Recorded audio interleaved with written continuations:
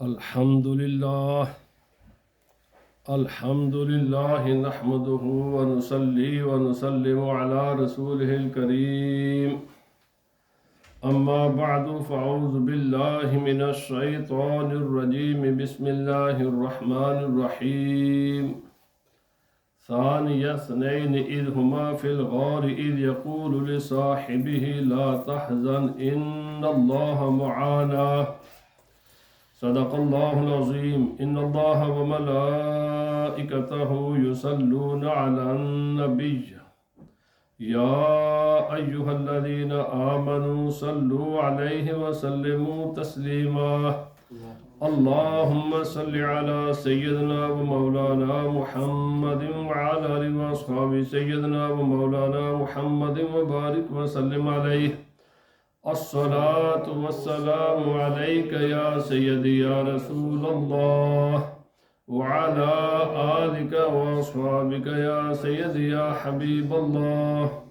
اللہ رب العزت جل وعلا کی حمد و ثنا اور نبی اکرم رحمت مجسم صلی اللہ علیہ وسلم کے دربار در بار گہربار میں حاجی درود و سلام عرض کرنے کے بعد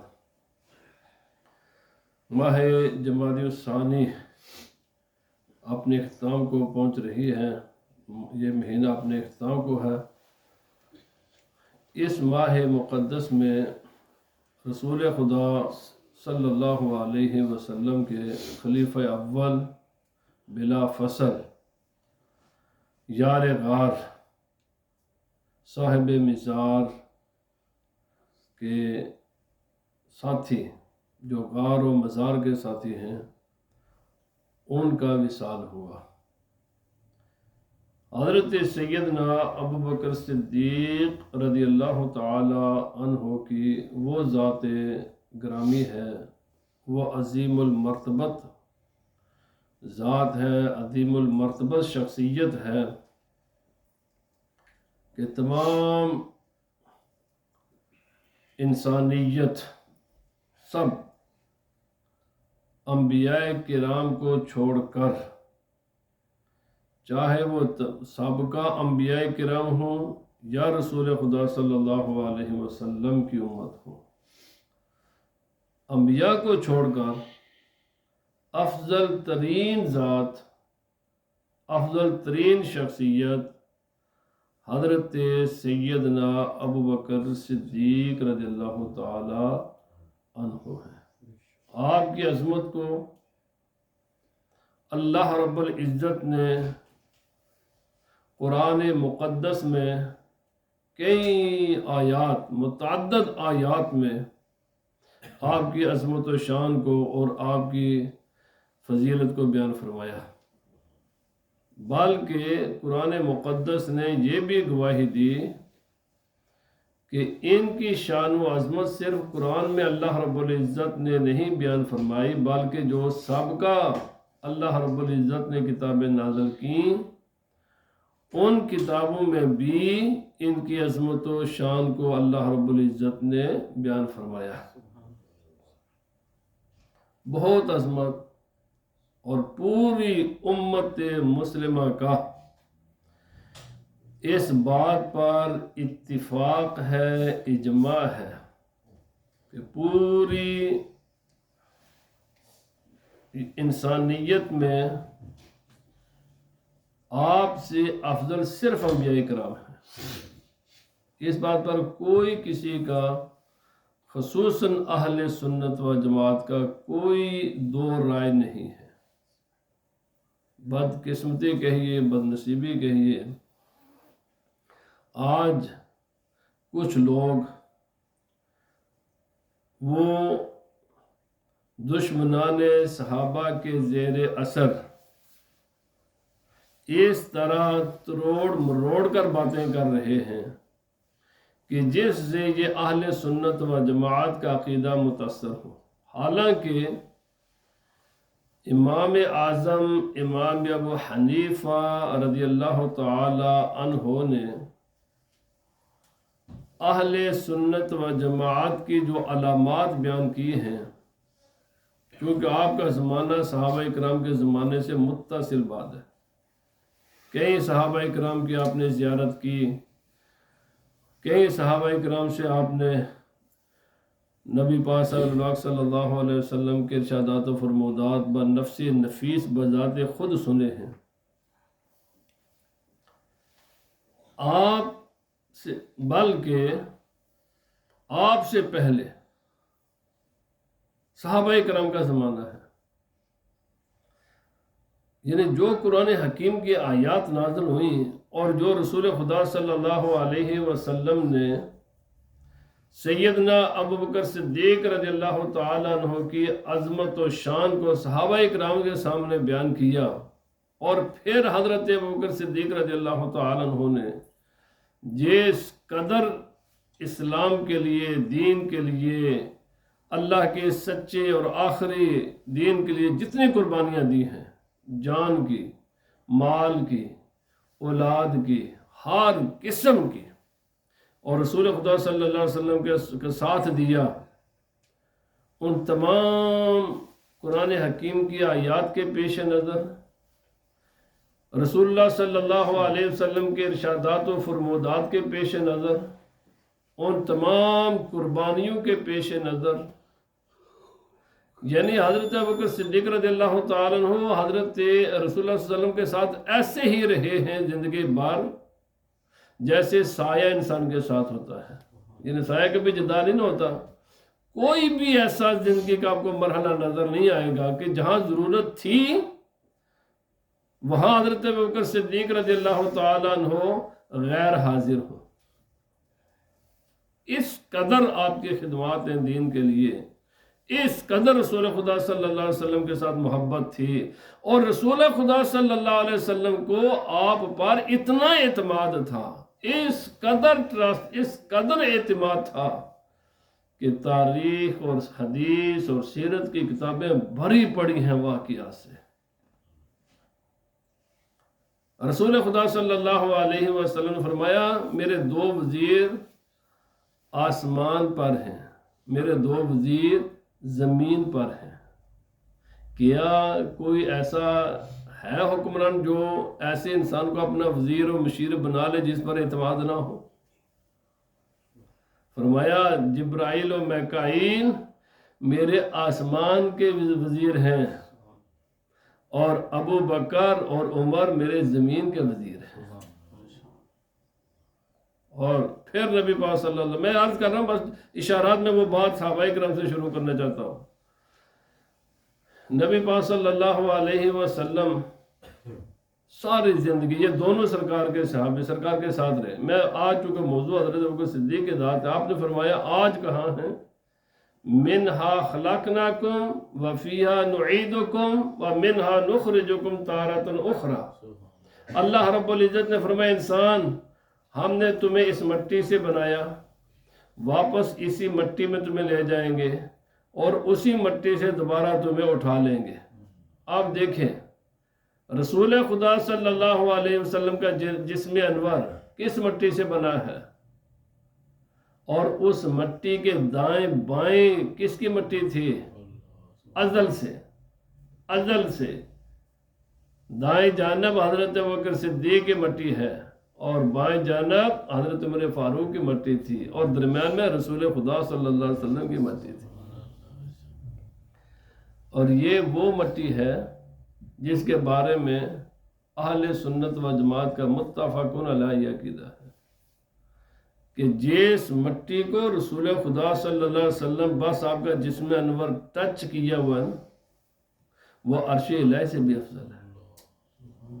آپ اندازہ لگائیں، یہ تو بس سرکار کا جسم لگنے سے مٹی کی یہ عظمت شان ہے، تو جو مٹی سرکار دو عالم صلی اللہ علیہ وسلم کے جسم انور کے ساتھ والی دائیں اور بائیں جس مٹی سے یہ دو وجود اللہ رب العزت نے ان کو وجود بخشا ہے، ان کی عظمت کا کوئی انسان اندازہ کر سکتا ہے؟ اور سرکار نے فرمایا یہ ہماری سنگت ازل سے تھی اب تک رہے گی۔ ازل کی تو آپ نے بات سن لی، اب ابد کی سنیں، حدیث پاک ہے۔ رسول خدا صلی اللہ علیہ وسلم فرمایا سب سے پہلے جب انسانوں کو اٹھایا جائے گا، سب سے پہلے میری قبر کو کھولا جائے گا۔ سب سے پہلے رسول خدا صلی اللہ علیہ وسلم اپنی قبر انور سے باہر آئیں گے، اور ان کے بعد حضرت ابوبکر صدیق رضی اللہ تعالیٰ عنہ اٹھیں گے، اور ان کے بعد سیدنا عمر رضی اللہ تعالیٰ عنہ اٹھیں گے، اور پھر سبحان نے فرمایا ہم سے اٹھیں گے نہیں، بلکہ میرے دائیں ہاتھ میں ابو بکر صدیق کا بائیں ہاتھ ہوگا، اور میرے بائیں ہاتھ میں سیدنا عمر کا ان کا دائیں ہاتھ ہوگا، اور ہم اس طرح ہاتھ میں ہاتھ ڈال کر خدا کی بارگاہ میں پیش ہوں گے۔ ہاں، یہ میدان معاشر کا سنگت ہے، پھر اس کے بعد کی یہ سنگتیں ہیں۔ اتنی عظمت، یہ ساری شانیں صحابہ اکرام نے رسول خدا صلی اللہ علیہ وسلم کی اپنی زبان مبارک سے سنی تھی۔ اسی لیے حضرت عبداللہ بن عمر رضی اللہ تعالی عنہما، بخاری شریف کے حدیث پاک ہے، آپ کہتے ہیں کہ رسول خدا صلی اللہ علیہ وسلم باقید حیات اس دنیاوی زندگی کے ساتھ موجود تھے۔ ویسے تو تمام انبیاء کرام زندہ ہیں اپنے قبور میں، رسول خدا صلی اللہ علیہ وسلم بھی آپ زندہ ہیں اپنے قبر انور میں، اور آپ کی حیات اس دنیاوی حیات سے محاذ زیادہ ہے، لیکن اس دنیاوی زندگی میں جب اس جسم کے ساتھ رسول اللہ صلی اللہ علیہ وسلم صحابہ اکرام کے ساتھ موجود تھے، فرمایا اس وقت صحابہ اکرام آپس میں یہ کبھی کبھی بات چیت کیا کرتے تھے کہ رسول خدا صلی اللہ علیہ وسلم کے یوں تو 1,00,000 سے زائد صحابہ اکرام ہیں، ان میں سب سے افضل، سب سے اعلیٰ، the best person کون ہے؟ بخاری شریف کے حدیث پاک ہے۔ یہ صحابہ کرام کی موجودگی میں ہم ایک دوسرے سے باتیں کیا کرتے تھے، اور فرمایا اس بات پر تمام صحابہ کرام کا اجماع تھا، ایک بھی سنگل آواز نہیں تھی کہ رسول خدا صلی اللہ علیہ وسلم کی امت میں the best person، افضل ترین شخصیت سیدنا ابوبکر صدیق رضی اللہ تعالیٰ عنہ کی۔ کیا صحابہ کرام کا جو عقیدہ امام بخاری نے بخاری شریف میں لکھا، اور جلیل القدر حضرت عبداللہ بن عمر رضی اللہ تعالیٰ عنہما کی اگر عظمت و شان کو دیکھنا تو ذرا ان کے حالات پڑھے، یہ کون ہے شخصیت ہے؟ حضرت سیدنا عمر رضی اللہ تعالیٰ عنہ کے لخت جگر ہیں، عظیم المرتبہ صحابی رسول ہیں، اور صحابہ اکرام میں بھی عام صحابی نہیں ہیں، علم کے بے تاج بادشاہ ہیں۔ صحابہ اکرام بھی جن سے فتویٰ لیا کرتے تھے، وہ چند صحابہ اکرام کہ جو صحابہ اکرام بھی جن کی طرف علمی معاملات میں رجوع کیا کرتے تھے، صحابہ اکرام بھی، یہ ان میں سے ایک ہیں۔ حضرت عبداللہ بن عباس، حضرت عبداللہ بن عمر، حضرت عبداللہ بن مسعود، حضرت سیدہ عائشہ رضی اللہ تعالی عنہ، چند دیگر صحابہ اکرام ہیں جو علمی میدان میں یہ علم کے شہسوار تھے، یہ اسلام کے عظیم ترین سکالر تھے، محدث تھے، مفسر تھے، مفتی تھے، معلم تھے۔ یہ ان کی رائے ہے۔ حضرات اکرامی، اب سنیے، میں نے اس کے بعد صحابہ اکرام کے بعد کا زمانہ ہے تابعین کا۔ تابعین میں امام اعظم امام ابو حنیفہ رضی اللہ تعالی عنہ اب تابعین میں سے ہیں، چونکہ صحابہ کرام کے بعد آپ کی پیدائش اور صحابہ کرام سے ملاقات آپ کی ثابت ہے، اس بات میں کوئی کسی کا اختلاف نہیں ہے کہ آپ تابعی نہیں ہیں، آپ تابعی ہیں، صحابہ کرام کے بعد کا آپ کا زمانہ ہے۔ آپ فرماتے ہیں سنی کی پہچان کیا ہے، نشانی کیا ہے، علامت کیا ہے، کیسے ہم کسی کو پہچانے کہیں کہ جناب یہ سنی ہے یا نہیں ہے؟ تو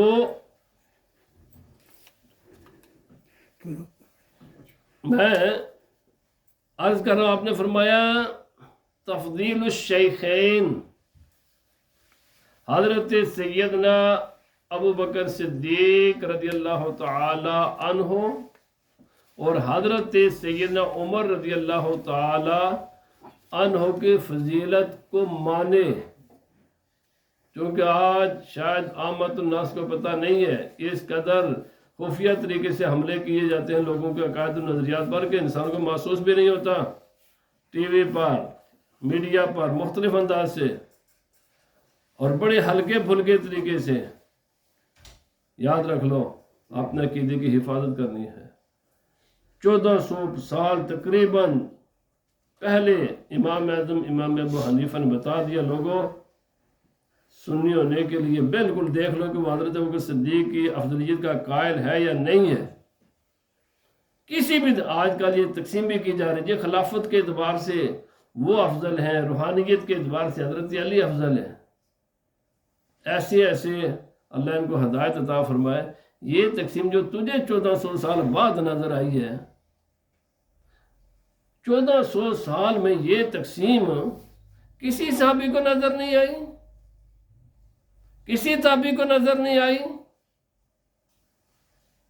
تمام کتب جو عقائد سے تعلق رکھتی ہیں میں نے تقریباً سب پڑھی ہیں، شاید ہی کسی کی تشریح رہ گئی ہو۔ کوئی بھی اہل سنت و جماعت میں ایسا ایک بھی آواز نہیں ہے کہ جو اس بات سے اختلاف کرتی ہو یا یہ اس قسم کی تقسیمیں کرے کہ حضرت ابوبکر صدیق تو خلافت کے اعتبار سے افضل ہے، حضرت علی روحانیت کے اعتبار سے افضل ہے۔ بھائی، کوفے کی مسجد تھی، کوفہ کی مسجد تھی، اٹھائیں کتابیں، کسی بھی حوالے سے اٹھائیں، خود حضرت علی کا قول معتبر ہوگا، تیرا میرا قول معتبر ہوگا۔ کوفے کی مسجد میں آپ اسی طرح خطبہ دے رہے ہیں، آپ سے کسی نے پوچھا حضرت علی کی کیا بات سب سے زیادہ مشہور ہے؟ جی عامت الناس میں، عوام میں کیا بات سب سے مشہور ہے؟ حضرت علی کی شجاعت مشہور ہے، حضرت علی کا علم مشہور ہے، حضرت علی کی قضات فیصلہ کرنے کی صلاحیت مشہور ہے۔ لیکن اٹھائے حضرت علی کیا کہتے ہیں؟ مجھ سے بڑھ کر کون تھا؟ تمام صحابہ اکرام میں سب سے بہادر کون شخصیت تھی؟ کوفہ کی مسجد میں سوال ہوا حضرت علی رضی اللہ تعالیٰ عنہ سے کہ جناب یہ وہ دو شخصیات ہیں جو اول تا آخر رسول صلی اللہ علیہ وسلم کے ساتھ رہے، حضرت علی، حضرت ابوبکر صدیق رضی اللہ تعالیٰ عنہ۔ لیکن حضرت علی رضی اللہ تعالی عنہ جب رسول خدا صلی اللہ علیہ وسلم نے اعلان نبوت فرمایا تھا تو اس وقت آپ کی عمر 8-10 برس تھی، بچپنا تھا آپ کا، ابھی بلوغت بھی نہیں ہوئی تھی۔ ظاہر بات ہے ایک آدمی اس کا الگ معاملہ ہوگا، اور حضرت ابوبکر صدیق خود قرآن پاک نے اس کو بیان کیا ہے۔ حضرت ابوبکر صدیق رضی اللہ تعالیٰ عنہ جب رسول خدا صلی اللہ علیہ وسلم نے اعلان نبوت فرمایا، آپ کی ایج کیا تھی؟ آپ کی عمر کیا تھی؟ تقریباً 37.5 سال یا 38 سال، 2-2.5 سال حضرت ابوبکر صدیق رضی اللہ تعالیٰ عنہ عمر کے اعتبار سے چھوٹے ہیں رسول اللہ صلی اللہ علیہ وسلم سے۔ ایک آدمی اسلام قبول کرتا ہے جب وہ 38 برس کا ہو، اور اس دن سے لے کر روز اول سے لے کر آخری دن تک رسول اللہ صلی اللہ علیہ وسلم کے ساتھ رہے ہوں، اور حضرت علی رضی اللہ تعالیٰ عنہ بھی ڈے 1 سے لے کر آخری دن تک رسول اللہ صلی اللہ علیہ وسلم کے ساتھ رہے، مگر دونوں کی سنگت میں فرق ہے۔ وہ جب اسلام قبول کیا تو اس وقت ان کے ابھی بالغ بھی نہیں ہوئے تھے۔ نابالغ کا معاملہ الگ ہوتا ہے، ایک سیانے آدمی کا، جوان آدمی کا معاملہ، عقل و شعور اس کی الگ ہوتی ہے۔ ہم حضرت علی رضی اللہ تعالیٰ کے ساری عظمتیں، ہر چیز کو مانتے ہیں جو قرآن پاک نے بیان کیا، جو رسول خدا صلی اللہ علیہ وسلم نے بیان فرمایا، کوئی شک و شبہ نہیں ہے، ساری عظمتیں بے شک۔ پر حضرت علی خود کیا کہتے ہیں؟ ان کے اپنے بیانات کیا ہیں؟ آخری بات کا آپ سے پوچھا جناب صحابہ اکرام میں سب سے بہادر کون تھا؟ حضرت علی کے بہادر مسلمہ ہے، مگر حضرت علی شیر خدا رضی اللہ تعالیٰ نے جواب دیا تمام صحابہ کرام میں سب سے بہادر اگر کوئی شخصیت تھی وہ حضرت ابوبکر صدیق رضی اللہ تعالیٰ عنہ تھے۔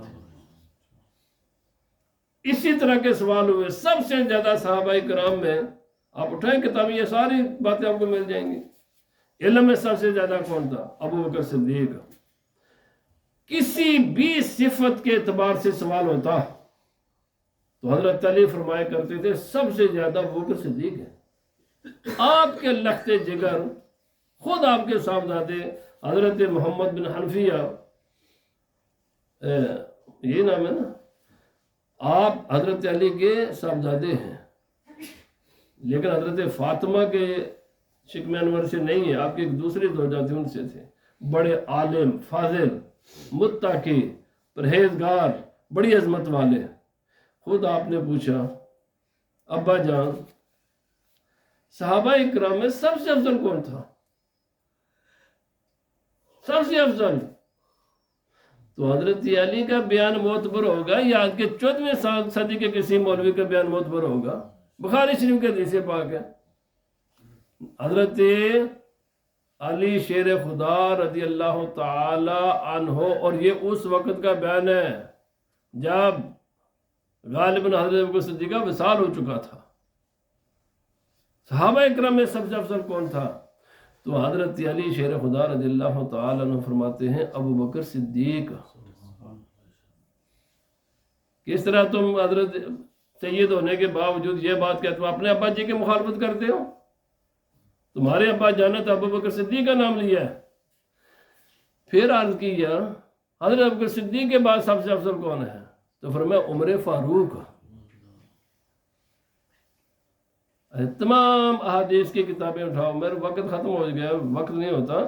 عرض یہ کرنا چاہتا ہوں آپ 14 صدیاں گزر چکی ہیں نا، محدثین کو دیکھیں، فقہا کو دیکھیں، متکلمین کو دیکھیں، کسی بھی عالم کو دیکھیں، آپ کسی میں کوئی اختلاف نہیں دیکھیں گے اس مسئلے پر کہ افضل ترین شخصیت حضرت ابوبکر صدیق رضی اللہ تعالیٰ عنہ، پھر حضرت عمر فاروق رضی اللہ تعالیٰ عنہ، پھر حضرت عثمان غنی ہیں، پھر حضرت علی شیر خدا رضی اللہ۔ یہ جو پہلی دو شخصیت نا یہ متفق علیہ ہیں۔